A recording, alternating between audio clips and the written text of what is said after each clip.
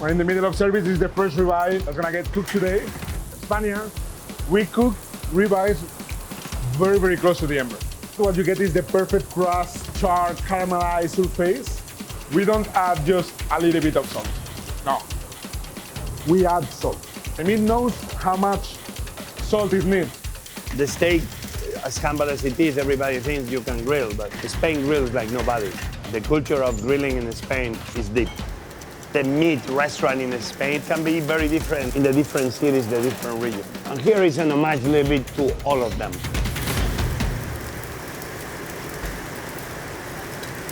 So Mercado Little Spain is a love letter to Spain and a love letter to New York. Recreating like a little Spain that used to be downtown. We have La Barra that celebrates the bars of Spain where you do tapas. We have Chula, which celebrates the meat culture of Spain. But at the same time, it's not only restaurants, it's an open market. And Mercado Little Spain at the end was, can I bring the country I love and where I come from to the country I adore and where now I belong. So if I cook the ribeye the traditional way, the three muscles at the same time, what's gonna happen? That this is gonna be overcooked, this is gonna be perfect, and this is gonna be undercooked. So what I'm gonna do is break down the steak by muscles. So cooking is an act of love. And we're understanding that the ribeye has different layers, different muscles. Each muscle is going to reach the temperature in different times. So you see this is like kind of like a ribeye omakase. So you can enjoy each muscle in a different way. This is the perfect bite of our ribeye. A piece of the ribeye, one piquillo pepper.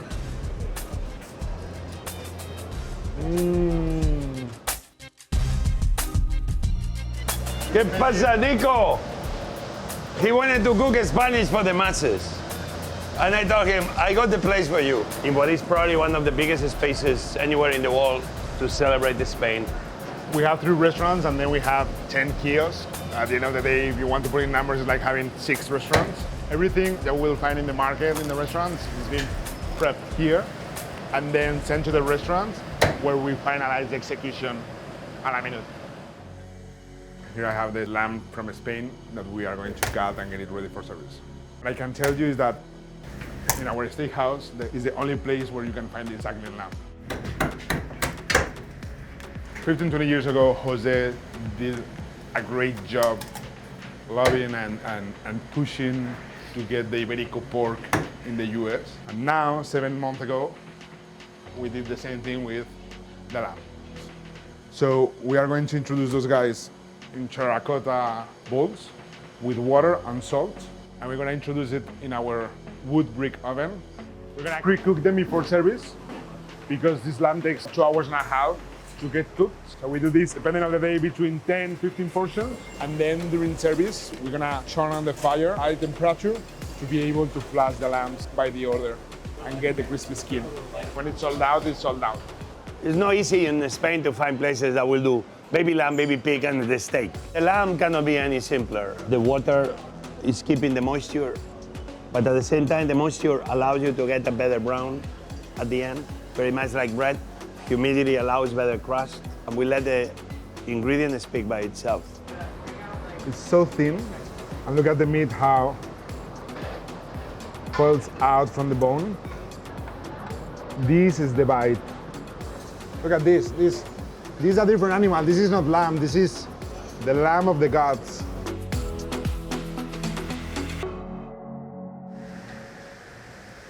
We are going to cook one of my and Jose's favorite stews that are ibérico pork cheeks cooked with cherry wine. This is served at La Barra, our tapas bar. A little bit of all-purpose flour. We are doing this process 2-3 times a week. It's a saying that says, del cerdo hasta los andares. Of the pig, even the way he walks, we eat. We eat everything. So the chicks is becoming a very iconic dish here at Mercado Little Spain. We have some carrots, sweet onions. We have a lot of flavor from the chick that we are going to deglaze with the humidity of the vegetables. And this is like the sofrito madre, the mother of all the sofritos. But this could be also a sofrito. So we are putting a sofrito over a sofrito. I think that bay leaf is the most important herb in Spanish cuisine. And sometimes, this is not traditional to have this, but I'm gonna add a little bit of black trumpet mushroom. It's gonna provide that earthy flavor. And now, we're gonna put back our ibérico friends, sherry wine. In this case, we're gonna use oloroso. We're gonna add some Spanish white wine, roast chicken stock. We are going to simmer, not really even simmer, like below simmering, not going to boil at all, for about 5-6 hours or as needed.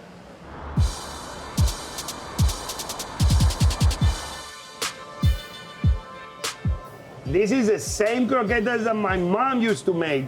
My mom used to make it, was never one recipe, it was whatever was left over in the fridge at the end of the month in the croqueta. My mom never made croquetas, so that's why I had to learn how to make them. Thank you, thank you. Croquetas is our bestseller, tapa, and we produce every day 1,500 croquetas. Here I have just butter and onions that we've been caramelizing ahead of time. This is gonna be about 60-70 pounds of bechamel.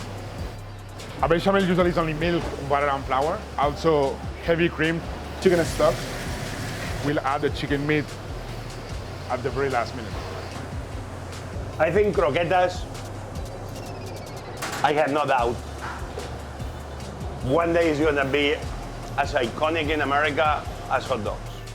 So this is the chicken bechamel. It's been overnight in the fridge, and you can see it goes from that liquid, creamy bechamel into this thick dough.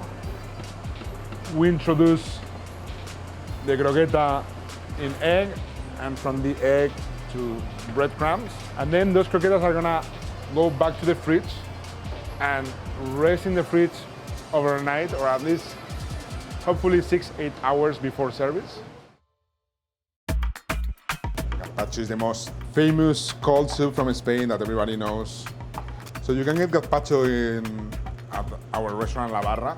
Gazpacho is one of the big Spanish tests for a restaurant. If you go to a Spanish restaurant and the gazpacho is not good, then you better run away. In my books, I always play an homage to my wife, Tichi, who she makes a great one. At the end, it's an amazing salad in a glass.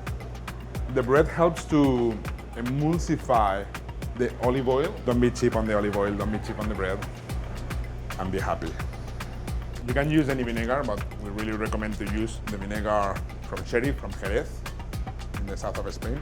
When we chop the vegetables, we add the salt, and we let everything macerate overnight in the fridge, so they reach much more flavor, but of course, don't miss salt in the gazpacho. A gazpacho needs to emulsify as much as you can. For that, it needs time. It's not just blending 1 minute. We add a small vegetable brunoise and a very small bread croutons, so you get those crunchy toppings while you are sipping the gazpacho.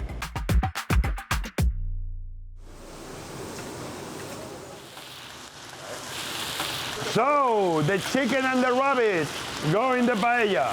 Paella is this. It's the pan. The pan gives name to the dish.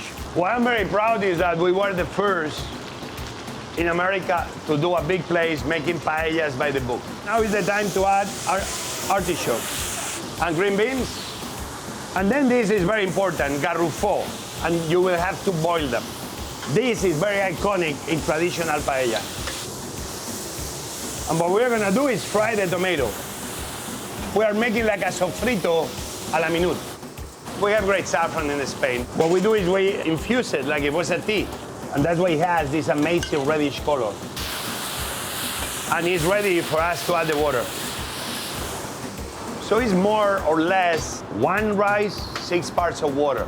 This is a short grain rice. And this is one we call the bomba de bombita. The characteristic, very small, very round. This is gonna quadruple its size. The rice becomes very flavorful. Thank you. Now the chicken knows the rabbit. The rabbit knows the green bean. The green bean is so happy it's been mixed with the saffron. What you see here are not bubbles. What you see here is happiness. What you see here is people getting along together from different parts of the farm. As you see, we have all the stages. This one 15 minutes away. This one is ready to receive the water. This one is about to go boil. This one is already finished.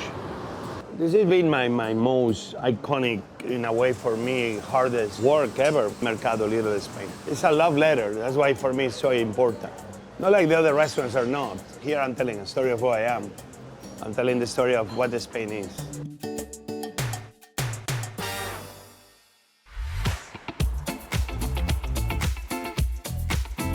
In Spain, the squares are the heart of the towns. It's where the town, at the end of the day, meets. La Plaza. So we have the High Line, one of the most amazing walkways in the history of America. It seems everybody ends here at Mercado Little Spain, and you can order a tortilla española or patatas bravas or churros. I have an amazing flauta, these amazing thin, long sandwiches. Nobody cuts ham like we cut in Spain. And we have thousands of masters like her. I mean, it's not this art itself. And then the croquetas are served here. Nice and creamy. Every baseball stadium one day will have croquetas.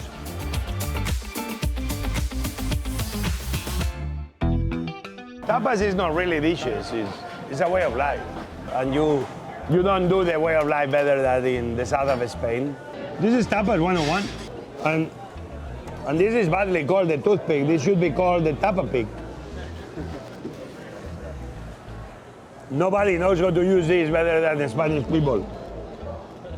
We're very proud of that. We made the tortilla from scratch. Potatoes, onions, amazing eggs, everything together in the pan. One side, the other side, you get a thin membrane, like some people like it slightly more runny. Almost like you cut into it and the egg almost leaves the omelette, becomes a sauce. You put it in the mouth, very mellow, very silky. Somebody told me the other day, I came in not knowing what to expect, but now that I'm leaving, I cannot wait to come back. That person told me that remembers traveling through Spain and that he's not been back to Spain now for many, and that this in a way was almost a traveling time thing for. And that's the beauty of what we try to achieve here, a magical place where you feel happy. Nico, ¿qué tal? Buenas tardes. Cheers. Te quiero.